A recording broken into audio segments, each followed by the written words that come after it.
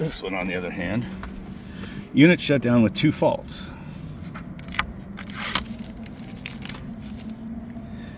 And we're getting a lot of this VFD stuff.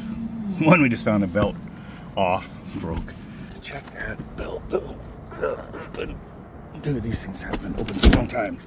The gaskets. Yep. So the nice thing about these, two-way communication bus between the SystemVu and the VFD.